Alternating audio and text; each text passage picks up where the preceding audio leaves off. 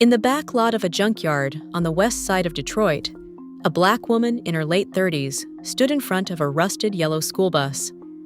The tires were flat. 4 windows were shattered. A family of stray cats had been sleeping in the back row of seats for over a year. The yellow paint had faded to a chalky, pale color that looked almost cream under the gray Michigan sky. The owner of the junkyard wanted $350 for it. Nobody else had even looked at it. The bus had been sitting in that lot for almost 3 years. Condemned, it was scheduled to be crushed for scrap metal at the end of the following month.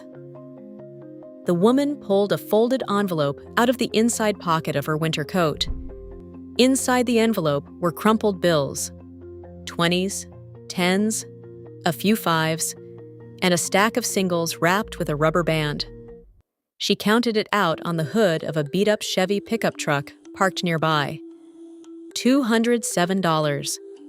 Everything she had saved over 14 months of cleaning houses, walking dogs, and stocking shelves on overnight shifts at a discount grocery store on 8 Mile Road.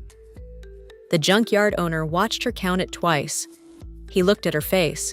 He looked at the bus. He looked at the 2 small backpacks she had set down on the gravel beside her feet. Then he shook his head and told her to keep the $7. He said the bus was hers. Her name is Tasha Williams. She has 2 children, a 9-year-old son named Marcus and a 6-year-old daughter named Amaya.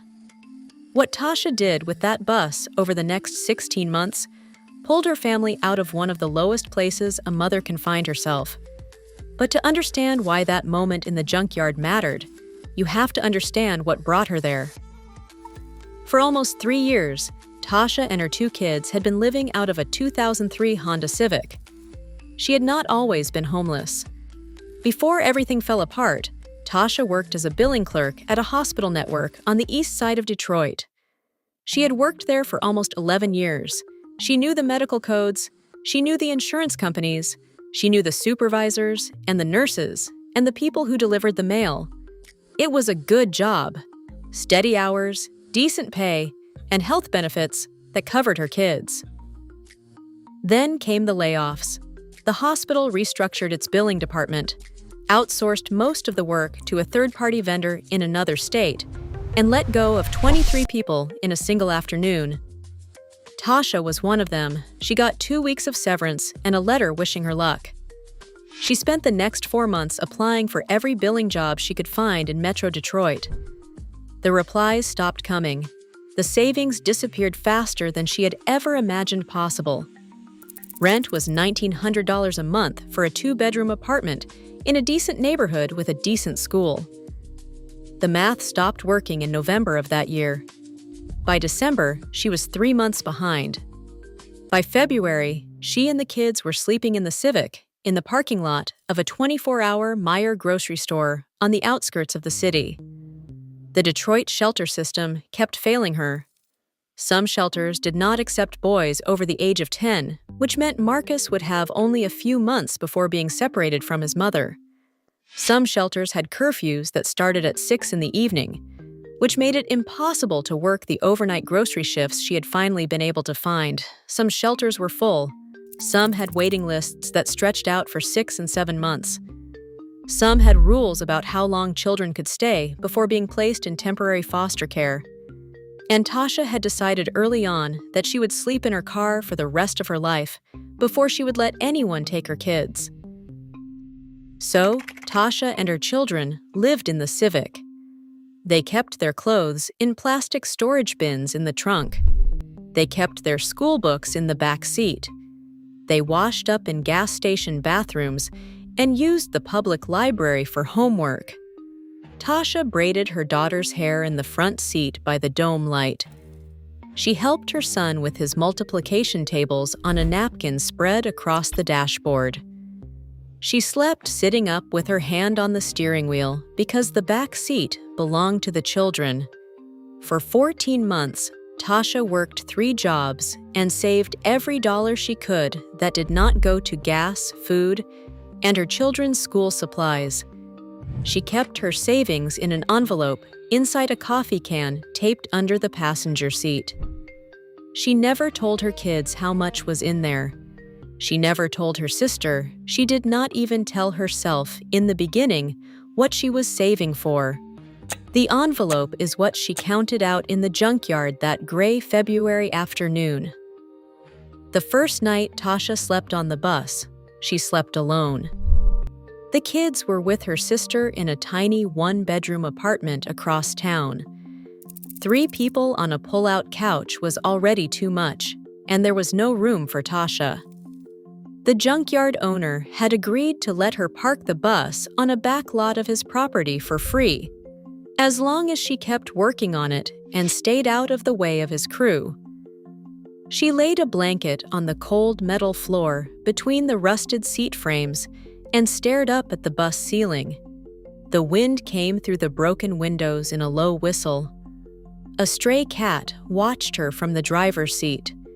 At 3 a.m, she made herself a promise. She was going to turn this broken bus into a home for her children, even if it took her 2 years and every ounce of strength she had left. She had no construction experience. She had no money for materials. She had no plan, no blueprint, and only a vague idea of where to even start.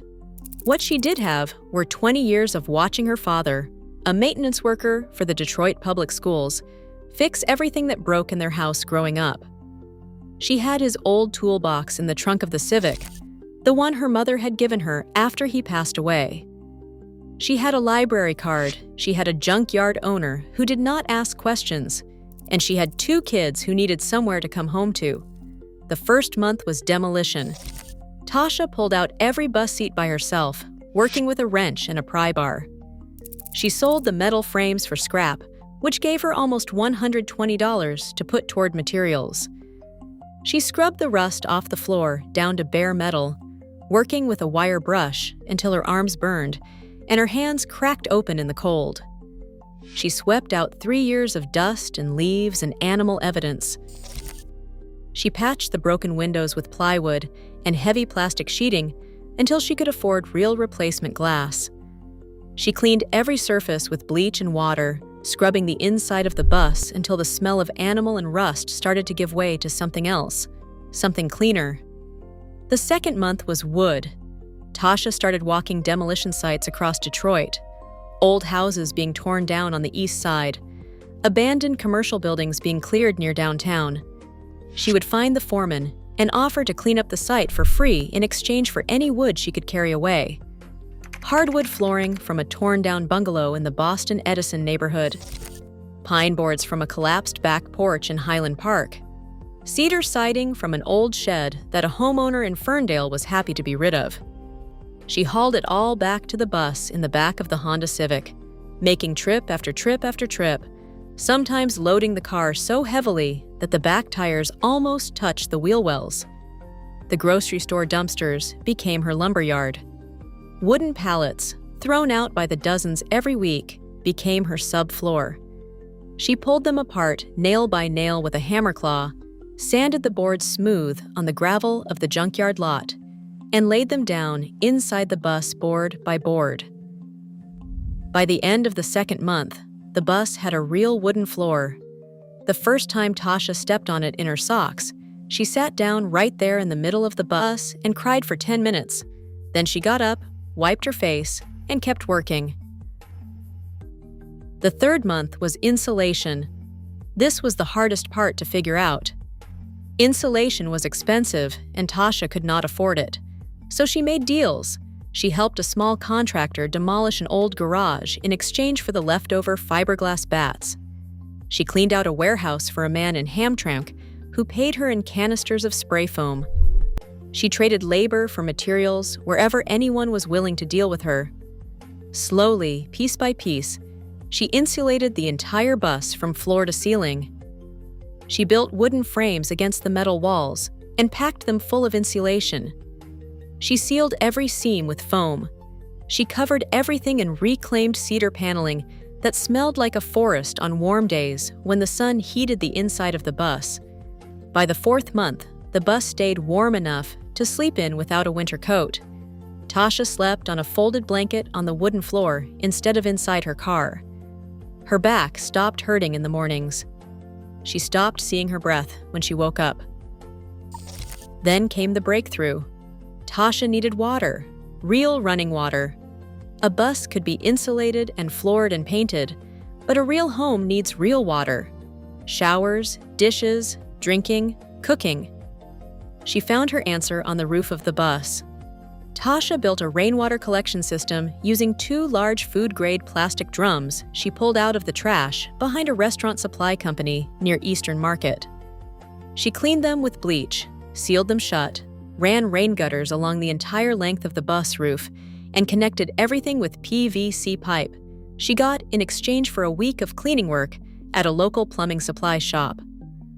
The system held 120 gallons of rainwater, filtered through a sand and charcoal filter she built herself from instructions she found in a library book on off-grid living.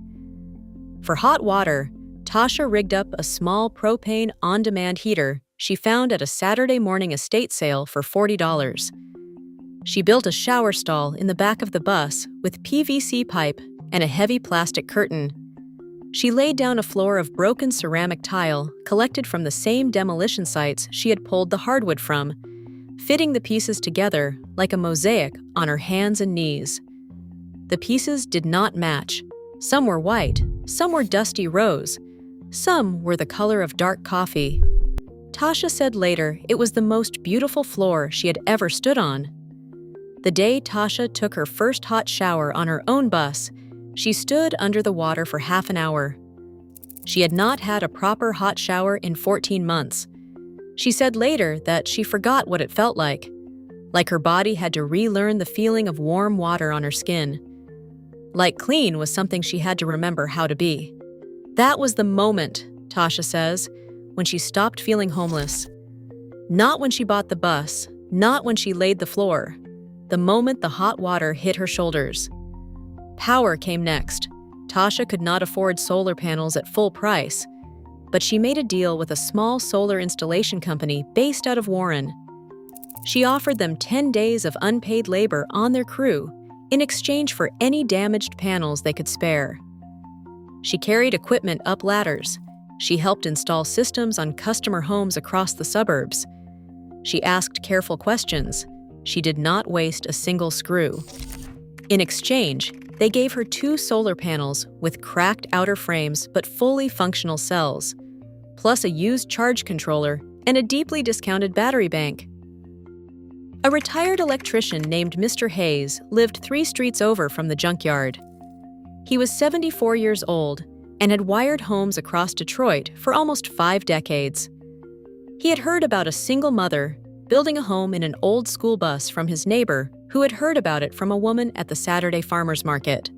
One Sunday afternoon, Mr. Hayes walked over with a heavy toolbox and asked Tasha if she needed help wiring the bus. Mr. Hayes spent the next 4 weekends wiring her entire bus for free. He wired lights, outlets, a small refrigerator, a ceiling fan, and the charge controller for the solar system. He explained every step to her as he worked, the way you would teach a daughter. He would not accept any payment. When the wiring was finished, he shook her hand, told her he was proud of her, and asked when he could come back for coffee. That was when the community started showing up. A woman from down the street brought a used microwave in the original box. A retired carpenter dropped off a box of brass cabinet hinges he had been saving for 30 years. A high school teacher brought her students by on a Saturday morning to help paint the outside of the bus. 15 teenagers with rollers and brushes laughing and asking Tasha questions about her kids. Someone left a brand new mattress wrapped in plastic, leaning against the side of the bus one morning with a note that just said, "For your children." Tasha never found out who left it. A church group from a small congregation on Mack Avenue brought groceries every other Friday for 8 months. A retired plumber installed a composting toilet for her in a small private compartment near the back.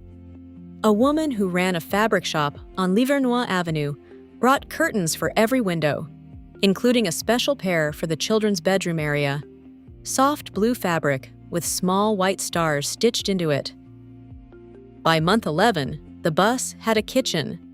A 2-burner propane stove sat on a butcher block counter Tasha had salvaged from a restaurant demolition downtown, scarred by 20 years of cooks.